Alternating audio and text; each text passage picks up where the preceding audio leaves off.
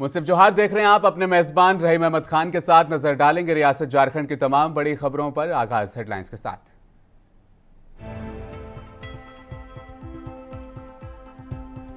CM Champai Soren से जगन्नाथपुर मंदिर के सदस्यों की मुलाकात। रथ यात्रा महोत्सव में शामिल होने के लिए सीएम को दिया आमंत्रण। झारखंड मुक्ति मोर्चा के प्रवक्ता सुप्रियो भट्टाचार्य ने केंद्र सरकार पर जमकर साधा निशाना। बोले नीट और सेंसेक्स में हुआ है बड़ा घोटाला।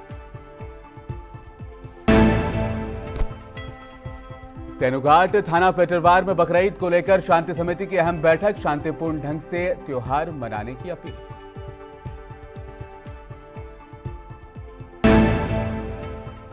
और गिरिडीह से नवनिर्वाचित सांसद का किया गया सम्मान। सांसद चंद्र प्रकाश चौधरी को मंत्री बनाने की कार्यकर्ताओं ने की मांग।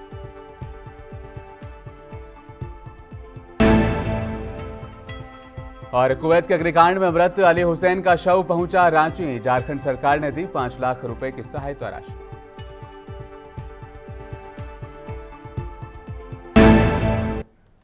सीएम चंपई सोरेन से आज बूटी रोड मोरहाबादी रांची स्थित आवास में जगन्नाथपुर मंदिर धुरवा रांची के प्रथम सेवक सह मंदिर न्यास समिति के सदस्य ठाकुर सुधांशुनाथ शाहदेव और सेवक अमरदीप कौशल ने शिष्टाचार मुलाकात की। इस मौके पर सीएम को उन्होंने आगामी 7 जुलाई 2024 को आयोजित होने वाले ऐतिहासिक जगन्नाथपुर मंदिर रथ यात्रा महोत्सव में शामिल होने के लिए सीएम को इनवाइट किया गया।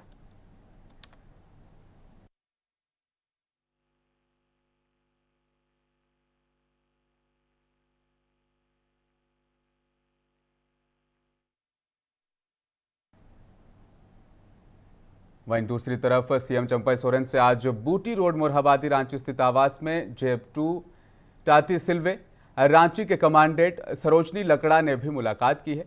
मुख्यमंत्री से ये उनकी शिष्टाचार मुलाकात थी।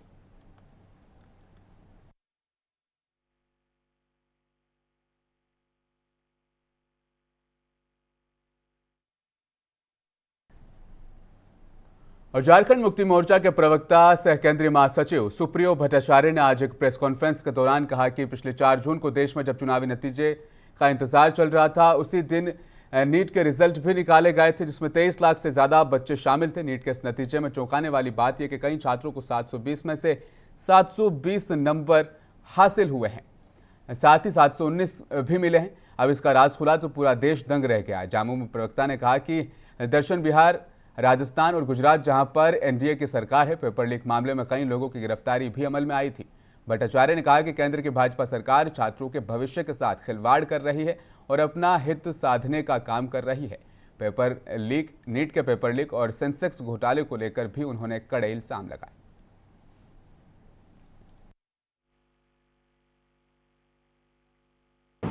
ये बातें उस समय चुनावी शोर में दब गई थी, क्योंकि 400 पार का नारा लग रहा था, लेकिन पूरा एक कुचक मेधावी छात्रों का भविष्य का बेड़ा पार कर रहा था, उस पर किसी का ध्यान नहीं। 23 लाख बच्चे 17 से 18 साल की उम्र, आप समझ सकते हैं दिन रात एक करके जिन्होंने इस परीक्षा में शामिल होने का काम किया, उनके साथ केंद्र सरकार ने कितना बड़ा धोखा, कितना बड़ा भ्रष्टाचार किया।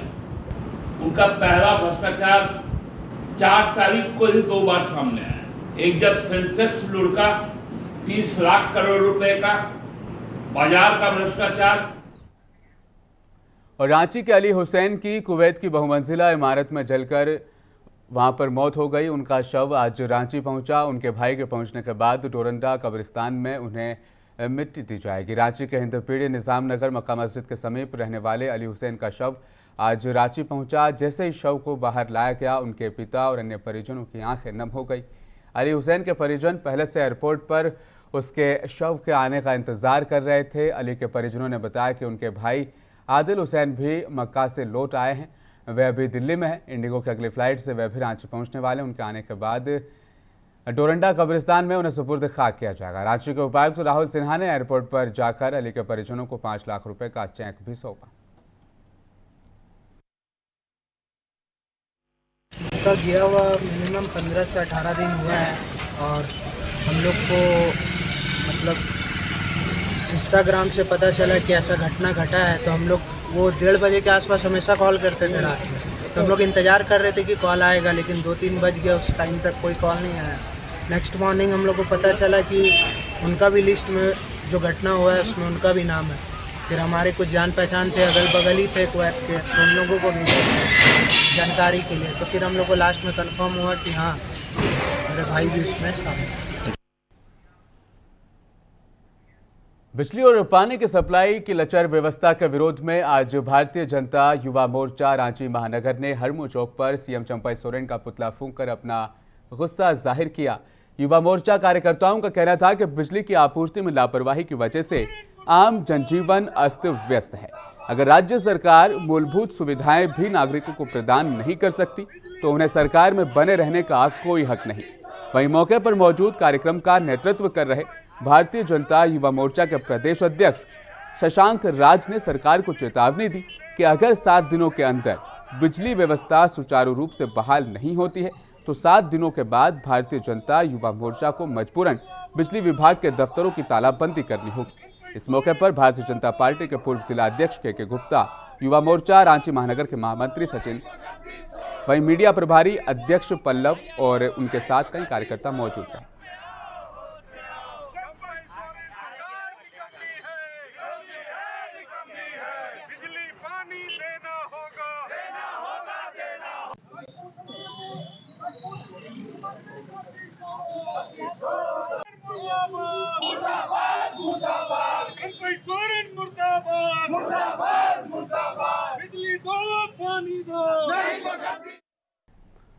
और विशेष लोक अदालत को लेकर प्रधान जिला और सत्र न्यायाधीश और उपायुक्त की संयुक्त अध्यक्षता में नया परिसदन भवन में प्रेस वार्ता कर जानकारी देते हुए बताया कि 29 जुलाई 2024 से लेकर 3 अगस्त 2024 तक विशेष लोक अदालत सप्ताह का आयोजन किया जा रहा है।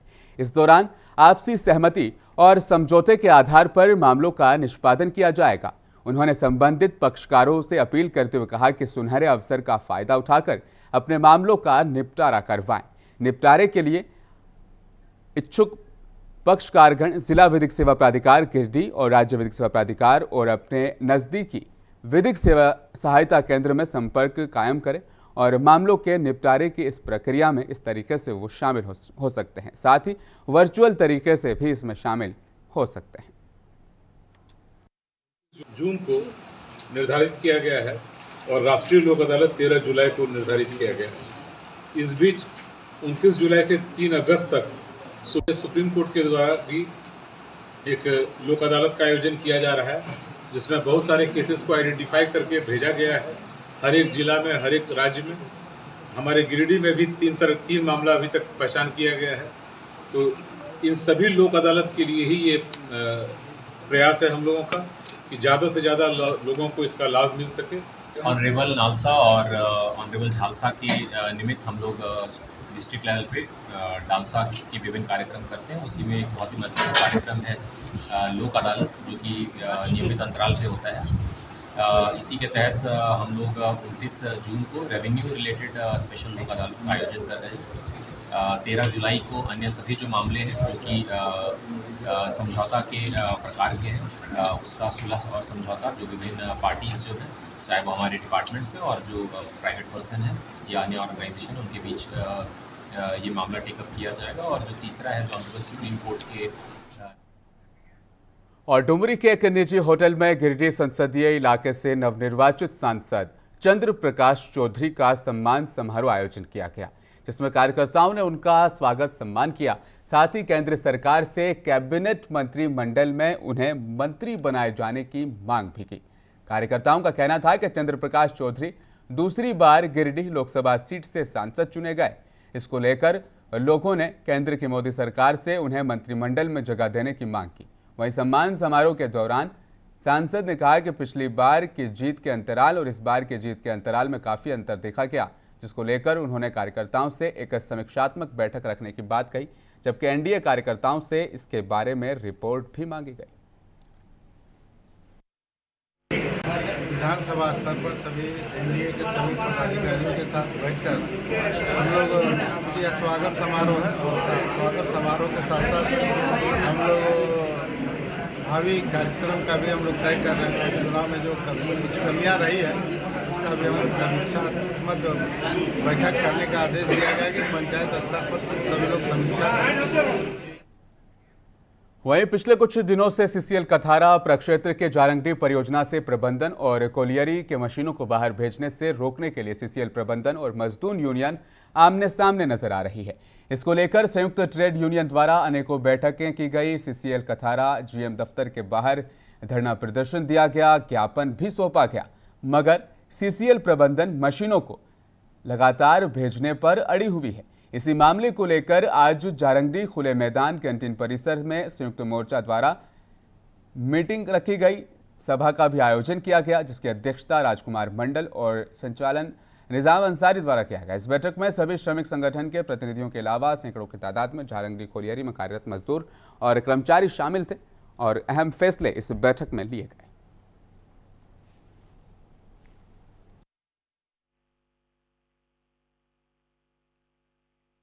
कल जो है जारंगडी कोलियरी में अचानक जो सबल मशीन है जारंगडी कोलियरी का, उसको उठाने का काम जारंगडी प्रबंधन ने शुरू किया था, जिसका हम लोग को बाद में पता चला। लेकिन उसके पहले जारंगडी के मजदूर अपना एकता दिखाते हुए मशीन को ऊपर आने से रोका।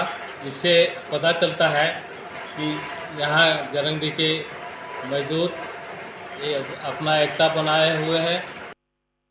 और तेनुघाट थाने में पेटरवार प्रखंड के सीओ अशोक राम, बीडीओ संतोष कुमार महतो ने बकरीद को लेकर तेनुघाट थाना प्रभारी और जनप्रतिनिधियों के साथ और शांति समिति के सदस्यों के साथ एक बैठक की, जिसमें दोनों समुदायों से शांतिपूर्ण माहौल में बकरीद मनाने पर चर्चा की गई और प्रशासन को भी कई अहम दिशा निर्देश दिए गए। वहीं बैठक में लोगों को बताया गया कि किसी भी प्रतिबंधित जीव जंतु की कुर्बानी नहीं दी जाएगी। अगर ऐसा करते हुए कोई शख्स पाया जाता है तो उस पर सख्त कानूनी कार्रवाई की जाएगी।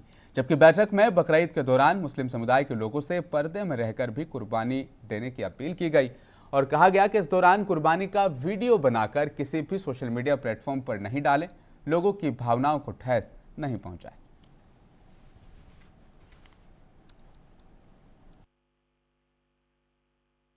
देखिए, अभी जो बकरीद जो हम लोग को सूचना है कि बकरीद 17, 18, 19 तारीख को मनाया जाएगा, उसके संबंध में अभी जितने ज़िले में थाना है, थाना स्तर पे और कल अनुमंडल लेवल पे भी बैठक है शांति समिति का, उसको लेके हम लोग सारे थाना प्रभारी के साथ या जो भी इंस्पेक्टर उपस्थित थे, पेटरवार थाना का भी अभी शांति समिति का बैठक हुआ है।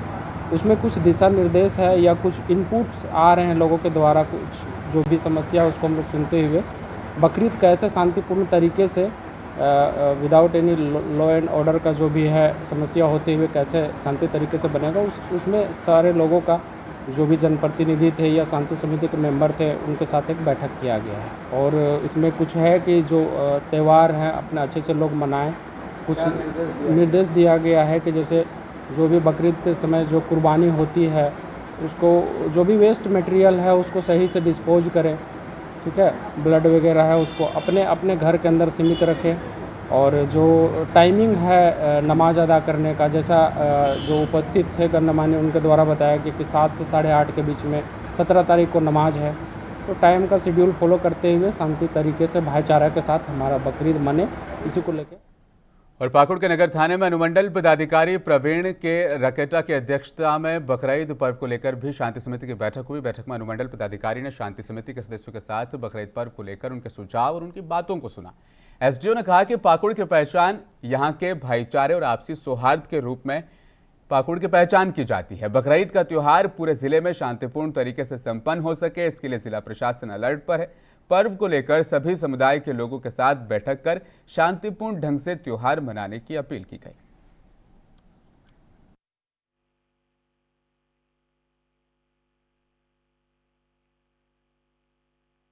अनुमंडल पदाधिकारी महोदय ने कहा कि इसमें ऐसे इस पर्व में अफवाह पे लोग ध्यान न दें अगर कहीं से कोई अफवाह फैलता है तो उसकी पुष्टि प्रशासन से, थाना से कर लें, अफवाह के फेर में ना पड़े। और दूसरी बात है, मैं हमेशा से कहता हूँ कि हमारा पाकुड़ का जो आप लोग का सोशल मीडिया है, आप लोग का जो चैनल है वो बहुत शार्प है और न्यूज़ बिल्कुल ससमय जो है आप लोग के माध्यम से हम लोग को मिल जाती है। तो हम लोग उस पर नियंत्रण रखेंगे, आप ही लोग के माध्यम से हम लोग उस पर नियंत्रण रखेंगे। और मैं इसके साथ ही सारे समुदाय के लोगों को आगामी बकरीद पर्व की अपनी ओर से, सर की ओर से और पूरे प्रशासन की ओर से बधाई देता हूँ। जैसे कि हर पर्व त्यौहार चाहे किसी भी धर्म का हो, तो उसको शांतिपूर्वक मनाने के लिए शांति समिति की बैठक की जाती है। और पाकुड़ ज़िले में हर थाना में शांति समिति की बैठक किया गया है और उसी कड़ी में टाउन थाना में भी हुआ है। तो उन लोगों से, सभी धर्मों के समुदाय के लोगों से उनका सुझाव लिया गया कि इस वर्ष के बकरीद का त्यौहार को किस तरह हम शांतिपूर्वक मनाएं, और उनसे जो सुझाव लिए गए हैं उन पर ये प्रशासन अमल करेगी। और हमारा जो प्रशासन की जो उम्मीदें हैं शांति समिति के सदस्यों से कि डीबीसी बोकारो थर्मल क्षेत्र का निरीक्षण करने के बाद ही डीबीसी बोकारो थर्मल के द्वारा छाई को बहाया जा रहा है। कहीं पर भी वैसा छाई लीकेज देखने को नहीं मिला, जिसका सूत्रों से जानकारी मिली थी। इस संदर्भ में उप मुख्य अभियंता का कहना था कि चालू प्लांट में अगर एस पाइप हमारा किसी भी तरह की क्षति होती है तो प्लांट से तुरंत सप्लाई कट कर दी जाती है और कुछ मिनटों में मरम्मत कर उसे फिर से सुचारू रूप से बहाल कर दिया जाता है। चूँकि प्लांट में छोटी किसी तरह की टेक्निकल खराबी आने पर उसे अविलंब सुधार कर लिया जाता है।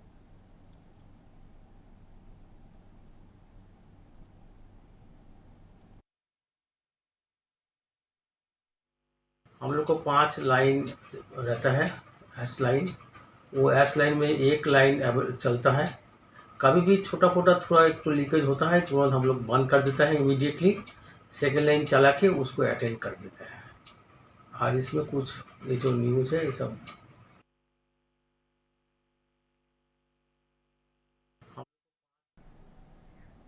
और रांची में सिटी डीएसपी के नेतृत्व में लोअर बाजार थाना प्रभारी दयानंद कुमार, सब इंस्पेक्टर संजीव कुमार की टीम ने अपराधियों को गिरफ्तार किया। चैन छिनताई में 2 लोग शामिल थे। वहीं छिनताई की चैन भी खरीदने वाला अश्विनी प्रकाश को भी अब पुलिस ने गिरफ्तार कर लिया है। ये जानकारी एसपी चंदन कुमार ने आज अपने दफ्तर में प्रेस कॉन्फ्रेंस के दौरान दी। मौके पर उन्होंने बताया कि गिरफ्तार अपराधियों के पास से सोने का गलता हुआ तो गोली नुमा पीस उनके पास से बरामद हुआ। इसके अलावा कसौटी पत्थर का सोना चेक करने वाला कपड़ा और जूता और एक चोरी की मोटरसाइकिल भी बरामद की गई।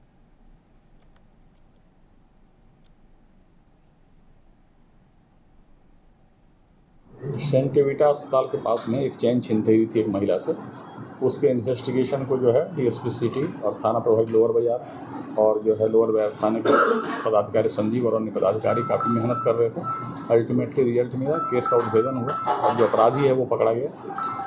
जो पकड़ा गया अपराधी था उसने उस चैन को जिसको बेचा था वो आदमी भी पकड़ा गया है और उसने उस चैन को गला लिया था। तो जो गला हुआ सोना है वो रिकवर हो गया है। और जिस स्कूटी से इन लोगों ने घटना किया था वो भी चोरी का था, वो वाहन भी बरामद हो गया है। और ये टोटल 3 आदमी हम लोग जेल भेजे। 2 जो हैं वो चैन स्नैचर हैं और एक है जो इस तरह से छीने हुए चैन को खरीदने वाला आदमी है। ये उपायुक्त रांची राहुल कुमार सिन्हा द्वारा आज कलेक्ट्रेट ब्लॉक स्थित अपने कार्यालय कक्ष में जिला सलाहकार समिति पीसी एंड पीएनडीटी की बैठक आयोजित की गई। इस बैठक में civil surgeon doctor Prabhat Kumar, उपाधीक्षक सदर अस्पताल Ranchi doctor A K. Khaitan, legal adviser Jharkhand उच्च न्यायालय राकेश कुमार रॉय और सभी सदस्य उपस्थित थे। सभी अल्ट्रासाउंड क्लिनिक का सख्ती से निरीक्षण करने के निर्देश दिए गए। साथ ही बताया गया कि लिंग निर्धारण करने वाले क्लिनिक पर पीसी एंड पीएनडीटी प्रावधान के तहत कार्रवाई की जाए।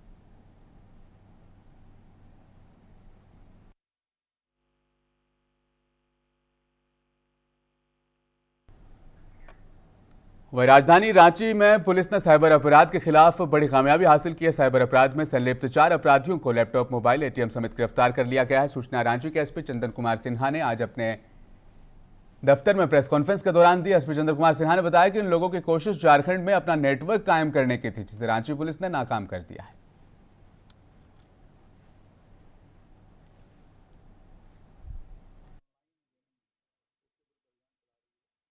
और बोकारो रेलवे स्टेशन के नजदीक स्थित रेलवे कॉलोनी की आवास संख्या DS15C से बीती रात चोरों ने 15 लाख रुपए के गहने चुरा लिए। घटना बालीडी थाना इलाके की है। गृहस्वामी राजकिशोर झा ने बताया कि वे रेलवे ऑपरेटर है जो नाइट शिफ्ट में ड्यूटी चले गए थे। जब सुबह लौटे तो उनके आवाज पर मुख्य गेट के दरवाजे का ताला टूटा हुआ था तथा घर के अंदर रखा हुआ सारा सामान बिखरा पड़ा था। गोदरेज की अलमारी का भी ताला तोड़ दिया गया था। उन्होंने इस घटना की जानकारी मिलने के बाद पुलिस को सूचना दी है। पुलिस मामले की जांच कर रही है।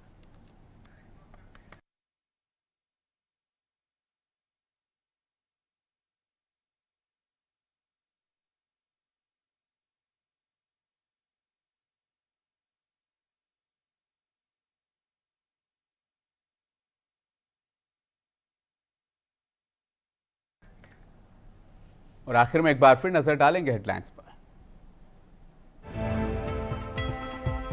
सीएम चंपई सोरेन से जगन्नाथपुर मंदिर के सदस्यों की मुलाकात। रथ यात्रा महोत्सव में शामिल होने के लिए सीएम को दिया गया न्योता।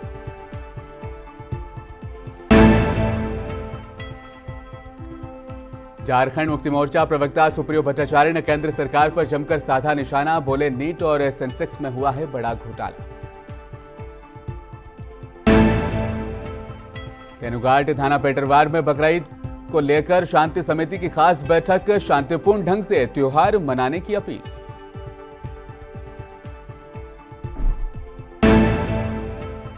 गिरिडीह में नवनिर्वाचित सांसद का किया गया सम्मान समारोह। चंद्र प्रकाश चौधरी को मंत्री बनाए जाने की कार्यकर्ताओं ने की मांग।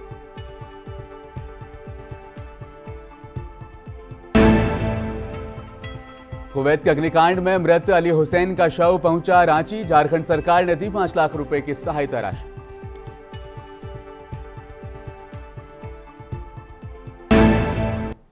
मुंसिफ जोहार में आज के लिए बस इतना ही। मज़ीद खबरों के लिए बने रहिए हमारे साथ। देखते रहें मुंसिफ टीवी न्यूज़।